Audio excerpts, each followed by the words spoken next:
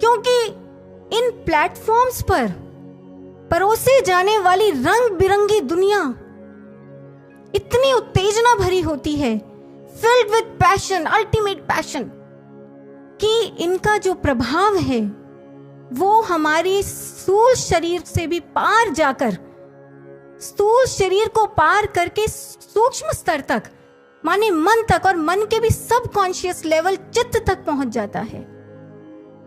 आप ऐसा जो कुछ भी देखते हैं, सुनते हैं, पढ़ते हैं या महसूस करते हैं, जिसमें उत्तेजना है, जिसमें हिंसा है, जिसमें अश्लीलता है, वासना है, तो वो सब एक बार पढ़ने, सुनने या देखने भर से बस बात वहीं खत्म नहीं हो जाती है।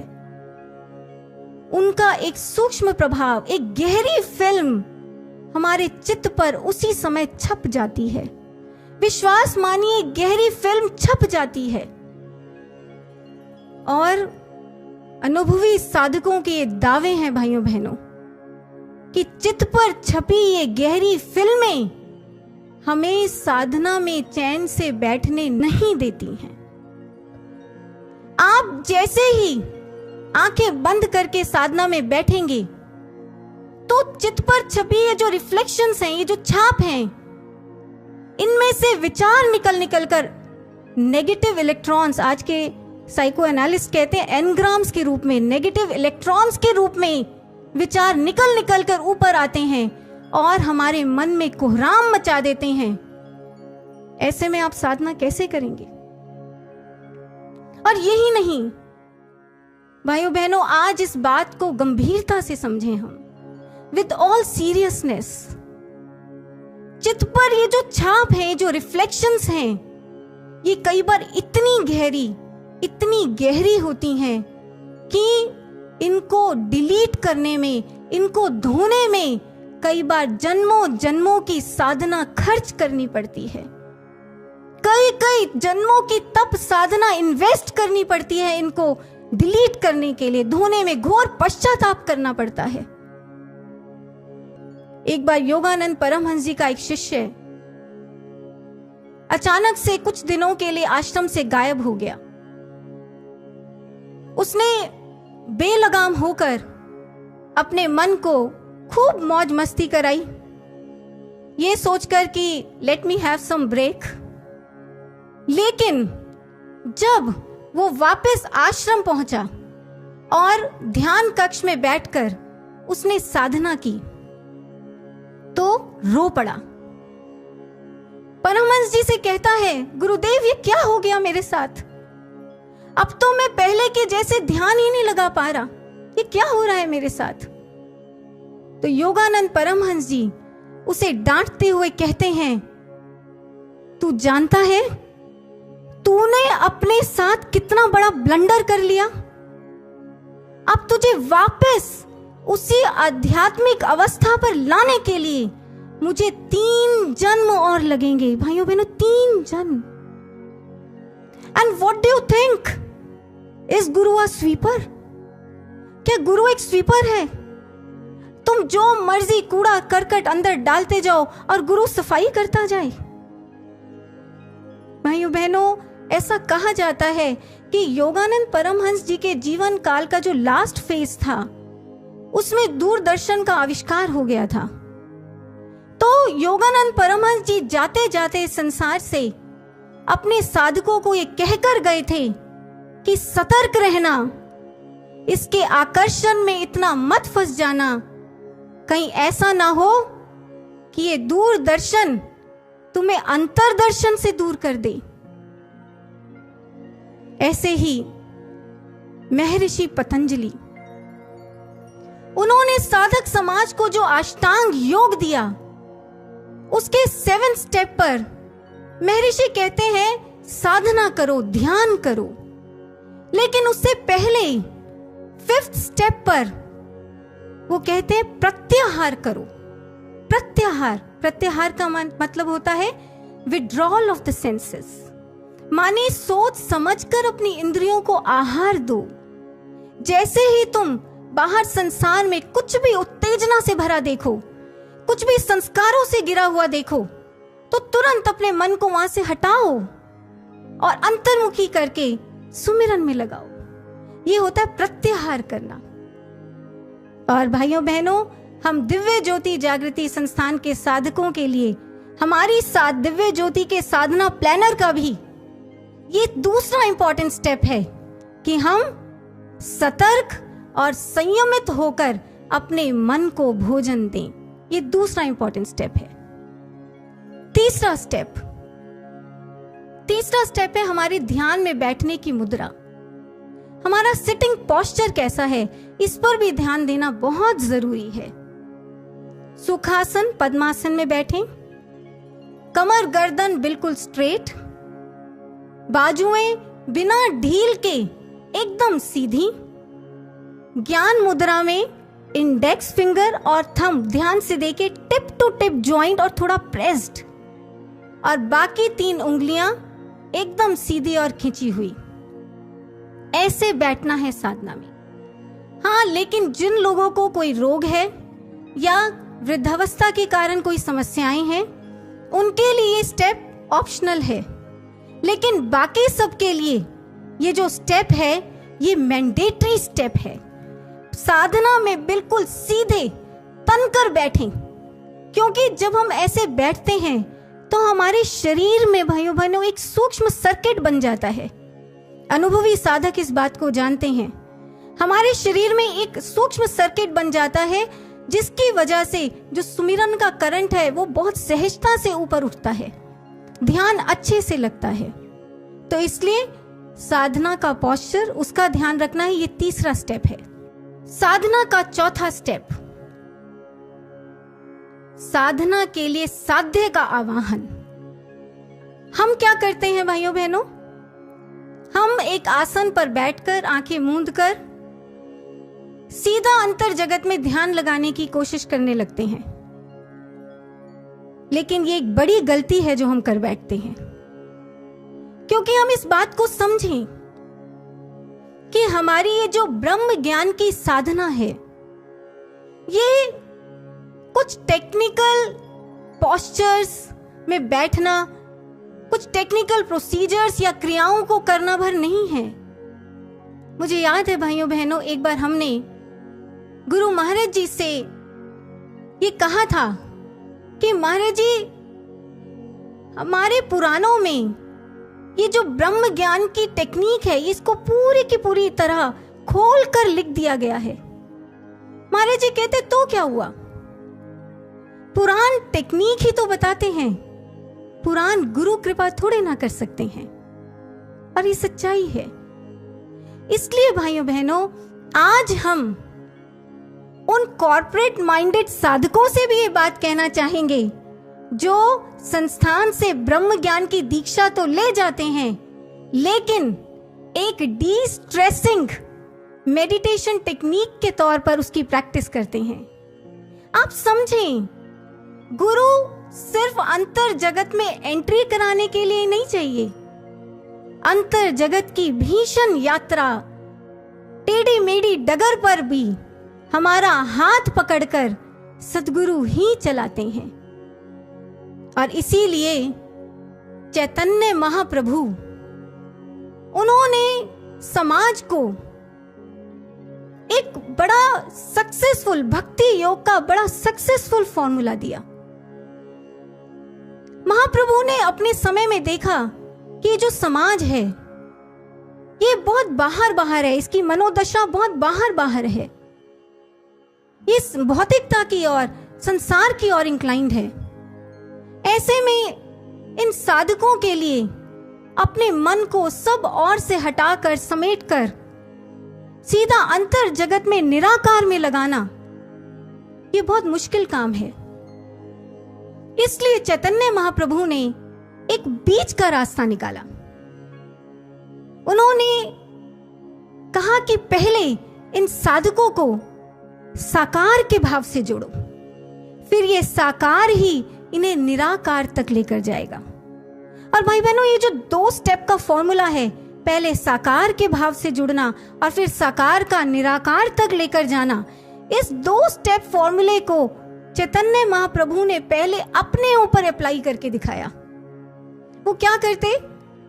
हरे कृष्णा कृष्णा कृष्णा हरे हरे, इस नाम धुन की एक प्रबल लहर छेड़ दिया करते थे। वो कृष्ण के स्वरूपों को, कृष्ण से जुड़े स्मृति चिन्हों को देखते रहते। पुरी में जगन्नाथ मंदिर के जो गरुड़ स्तंभ है, उसको थाम कर पकड़कर वो कृष्ण की लीलाओं को याद करते। कहीं रेत का एक टीला नजर आ जाता तो गोवर्धन लीला याद करते। काला बादल दिखता तो अपने श्यामल प्रभु के सौंदर्य को याद करते। और ऐसा करते करते चैतन्य महाप्रभु भावों के एक बहुत ऊंचे प्लेन पर पहुंच जाते, स्टेट ऑफ एक्सटेसी। और फिर वही भाव उन्हें अंतर जगत की गहराइयों में उतार देते, ध्यान समाधि की गहराइयों में उतार देते। भाइयों बहनों, ये था चैतन्य महाप्रभु का एक वेल टेस्टेड एंड ट्राइड भक्ति योग का फॉर्मूला। हम भी दिव्य ज्योति के साधक इस फॉर्मूले को अपनी साधना के 4th स्टेप पर अडॉप्ट कर सकते हैं, क्योंकि हमारे लिए भी अपने एक्सट्रोवर्ट मन को एकदम से इंट्रोवर्ट करना, अंतर जगत में ले जाना, निराकार से जोड़ना मुश्किल होता है। तो ऐसे में हमें क्या करना चाहिए? हमें पहले अपने महाराज जी, गुरु महाराज जी के स्वरूप का दर्शन करना चाहिए। महाराज जी का स्वरूप सामने है तो बहुत अच्छी बात है, नहीं तो लॉकेट में ही, अपने लॉकेट में या सेल फोन की स्क्रीन पर महाराज जी का दर्शन करें। महाराज जी के स्वरूप को एकाग्रता से, ध्यान से देखें। महाराज जी के श्री चरणों का स्मरण करें। ओम श्री आशुतोषाय नमः इस नाम धुन को भावों से गाएं या फिर मन ही मन उसका जाप करें। महाराज जी की स्मृतियों में, महाराज जी की लीलाओं में अपने मन को ले जाएं। महाराज जी ने जो समय हमारे साथ बिताए हैं, जो महाराज जी की लीलाएं हमने स्वयं देखी हैं या किसी से सुनी हैं, उनमें अपने मन को लगाएं। भाइयों बहनों, क्योंकि हर हृदय में, हर दिल में श्रद्धा की, भावों की एक पूंजी हुआ करती है। ये पूंजी चाहे कितनी भी दबी और छुपी हुई क्यों ना हो, लेकिन ये होती हर हृदय में है। लेकिन जब हम अपने साध्य के साकार चिन्हों से जुड़ते हैं तो ये जो भाव है, श्रद्धा है, ये उभर कर ऊपर आ जाती है। तो इस तरह भावों को जगाकर हम महाराज जी से साधना से पहले, अभ्यास करने से पहले हम महाराज जी से प्रार्थना करें कि हमारी अवस्था बहुत दयनीय है प्रभु, और आप अंतर जगत के स्वामी हैं, आप ध्यान मूलम हैं, इसलिए आप हम पर कृपा करें, हमें अंतर जगत की गहराइयों में लेकर चलें। इस तरह भावों से हमें महाराज जी को याद, उनका स्मरण चिंतन करना चाहिए। महर्षि अरविंद कहा करते थे that the highest and the lowest are the closest. How? Because the highest superconscient can only deal with the lowest inconscient. जो सबसे ऊंचा है, शिखर पर जिसका आसन स्थापित है, वही नीचे गहरी खाई में धसे हुए की मदद, सहायता करने का सामर्थ्य रखता है, और वो होते हैं हमारे सद्गुरु स्वामी भगवान। वही हम निम्न अवस्था वाले साधकों को साधना की ऊंचाई पर ले जाने का दम रखते हैं। भाइयों बहनों, मुझे याद है एक बार महाराज जी ने कुछ नोट्स दिए थे। उन नोट्स में हमें महाराज जी द्वारा लिखा, महाराज जी का एक हैंड नोट मिला। एक पेज पर महाराज जी ने स्वयं अपने हाथों से गीता की एक पंक्ति की व्याख्या लिखी हुई थी। वो गीता की पंक्ति क्या थी? सुहृदम सर्वभूतानां ज्ञात्वा माम शांति मृच्छति। अब व्याख्याकारों ने तो इस पंक्ति की अपने अपने ढंग से व्याख्या की है, लेकिन हमारे दिव्य गुरुदेव ने अपनी दिव्य शैली में इसका क्या अर्थ लिखा। महाराज जी लिखते हैं कि जो मुझे अपना सुहृद परम मित्र जान लेता है कि मैं उसका हूं और उसका सब कुछ हूं, वो इतना जानने भर से ही शांति पा जाता है। देखिए भाई बहनों, कितनी बड़ी बात। जो मुझे अपना सुहृद परम मित्र जान लेता है कि मैं उसका अपना हूं, उसका सब कुछ हूं, वो इतना जानने भर से ही शांति पा जाता है। और ये फैक्ट है। साधना में हमारा मन चाहे कितना भी अशांत हो, लेकिन महाराज जी से कनेक्ट होते ही महाराज जी का एक हल्का सा, एक छोटा सा दर्शन, एक झलक मिलते ही, महाराज जी की एक क्षण भर की मुस्कान मिलते ही, महाराज जी के लिए हृदय में उठने वाला एक हल्का सा भाव ही, अपनेपन का एहसास ही हमारी साधना के स्तर को कहां से कहां पहुंचा देता है, ये अनुभवी साधक अच्छे से जानते हैं। इसलिए साधना का चौथा स्टेप है अपने ध्यान मूलम गुरुदेव का भावों से स्मरण चिंतन करें। पहले अभ्यास से पहले गुरु को पुकारें, उनका आवाहन करें। पांचवा स्टेप वो है अभ्यास।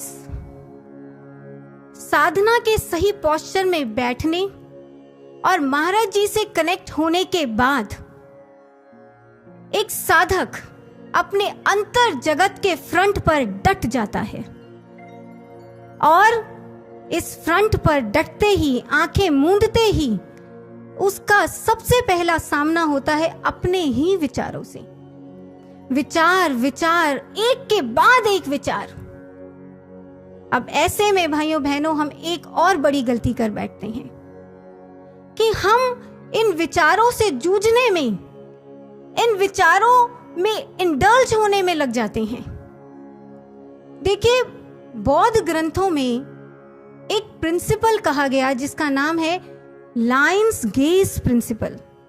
लायंस गेज माने शेर की, सिंह की पैनी दृष्टि।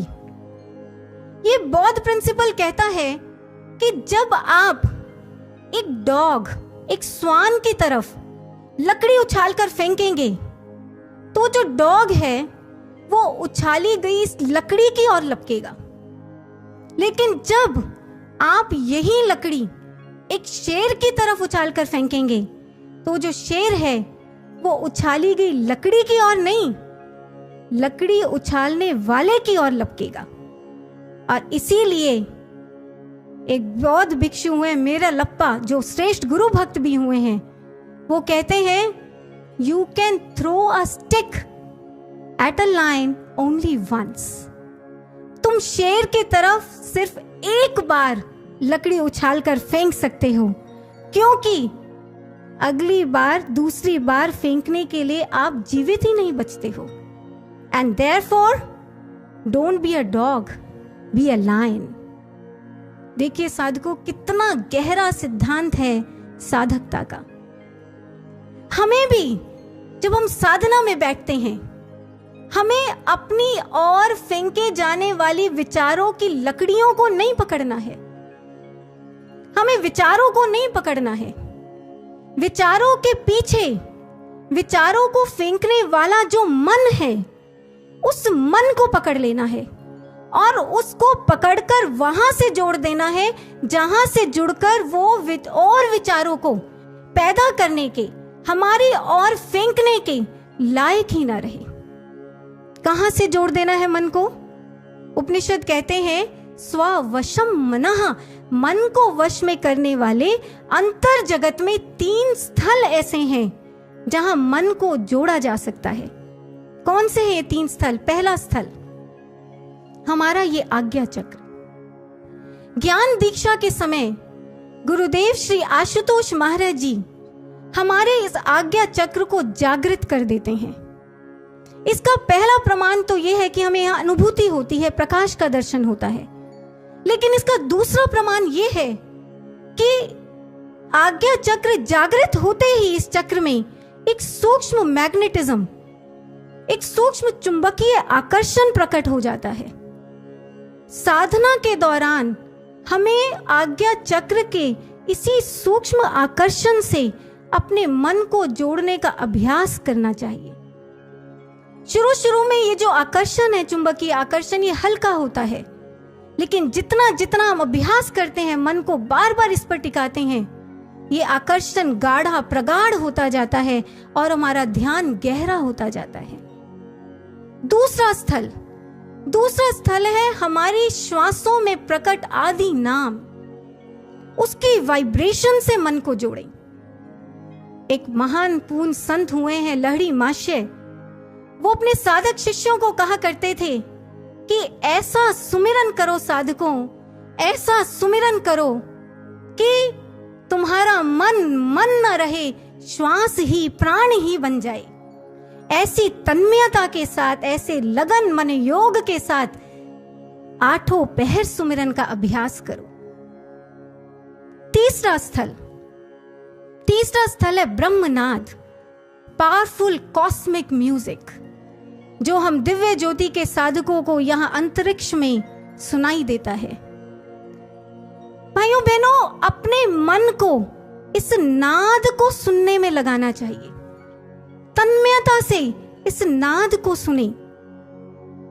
एक उपनिषद काल के ऋषि हुए हैं, वो अपने परेशान शिष्य को समझाते हुए कहते हैं कि वत्स, तू क्यों चिंता करता है? सर्व चिंताम समुत्सृजा, सारी चिंताओं को एक तरफ करके, सारी उठा पटक से अपने मन को हटा के, नादम एव अनुसंध्यानम, तू नाद का अनुसंधान कर। तू अंतर जगत में इस नाद को सुनने का एक्सपेरिमेंट तो कर, देख सब कुछ ठीक होता चला जाएगा। भाइयों बहनों, गुरुदेव श्री आशुतोष महाराज जी ने ज्ञान दीक्षा के समय हमारे अंदर ये दिव्य पदार्थ इसलिए ही तो प्रकट किए थे ताकि हम साधना में बैठकर अपने मन को हर ओर से हटाकर उसको खींचकर इन दिव्य पदार्थों में लगाएं, इनसे जोड़ें। मन भागता है तो उसे फिर पकड़ पकड़ कर लाएं और अंतर जगत की इन अनुभूतियों से जुड़ें, उनमें टिकाएं। ये अभ्यास युद्ध है साधकों, अभ्यास युद्ध जो हर साधक को साधना में बैठकर करना ही होता है। आप कहेंगे कि यही तो दुनिया का सबसे भीषण युद्ध है। निसंदेह ये दुनिया का सबसे भीषण युद्ध है, लेकिन जिसने भी महान सृजन का व्रत लिया है उसने ये युद्ध अपने ही विरुद्ध किया ही किया है। श्री औरबिंदो के इस अभ्यास युद्ध की आपको एक छोटी सी झांकी दिखाना चाहेंगे।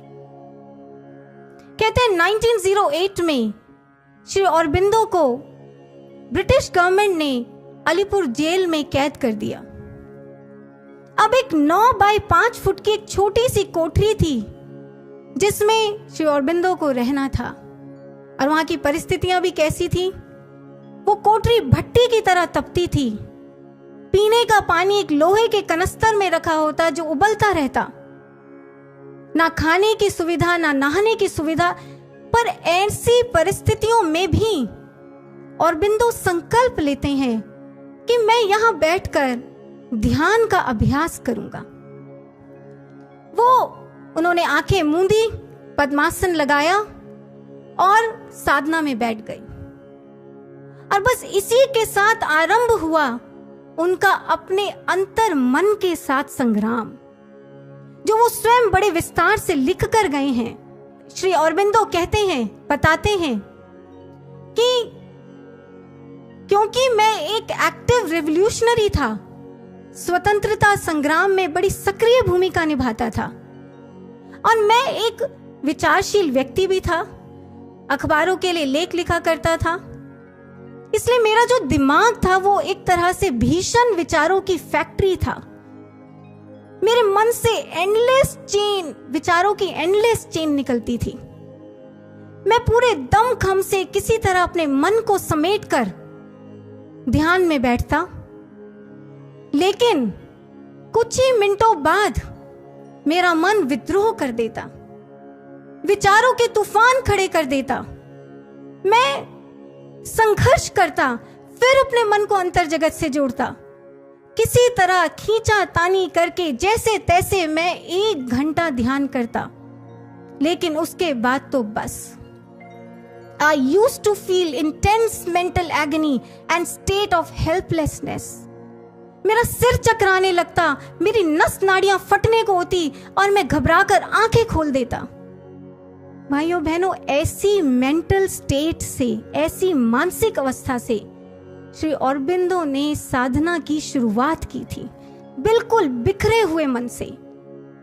लेकिन श्री औरबिंदो डटे रहे, अभ्यास युद्ध करते रहे, मन को पकड़ पकड़ कर अंतर जगत से जोड़ते रहे।